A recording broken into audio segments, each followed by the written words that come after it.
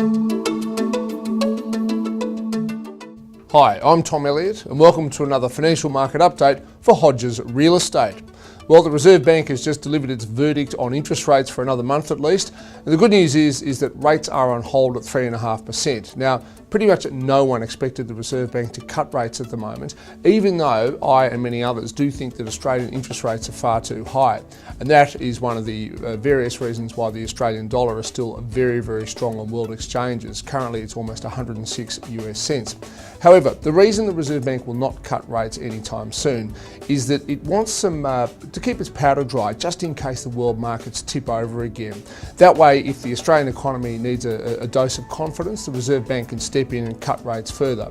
Now, Harvey Norman has recently upgraded, or probably downgraded is a better word, for its full year profit. Full year profit will be down almost 40% this year compared to last year. And in fact, like for like sales growth at stores was actually down around 6.5% for the year. JB Hi-Fi and other retailers have seen their share prices fall as a result. Now, I can understand why Australian consumers don't want to spend money. A lot of people are spending, but they're doing it on the internet. They're taking advantage of the strong dollar.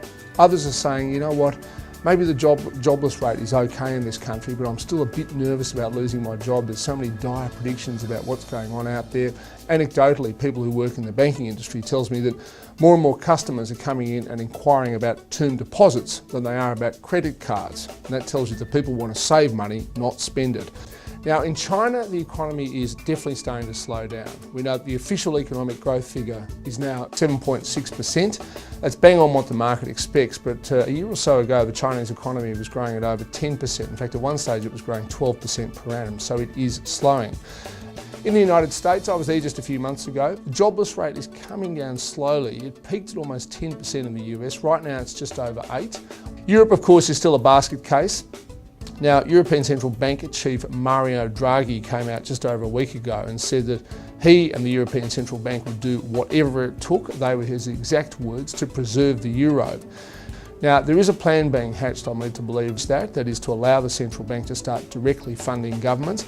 However, the Germans, as always, stand in the way. They do not want to see the printing of money to fund government deficits. I think Europe, whatever happens, is going to stay in recession for quite some time. So I mentioned the Australian dollar. It is very, very, very strong. It surprises me now because our interest rates have been coming down, notwithstanding the fact that the Reserve Bank has stayed on hold in early August. What is interesting is that quite a number of other governments around the world, including, for example, the Swiss government, are starting to hold Australian dollars as assets.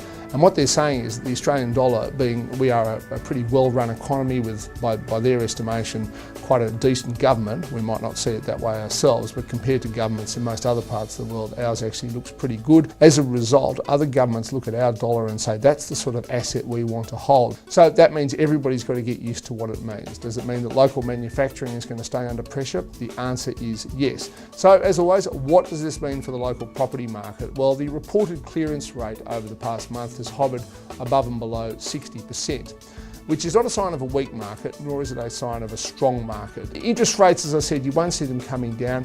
Really, the property market at the moment is just suffering from a bit of lack of confidence. The same reason that people don't want to go and spend money in the shops also stops them from buying properties. To be honest, I don't think it would matter whether the Reserve Bank cut interest rates by 1/4 or 0.5%.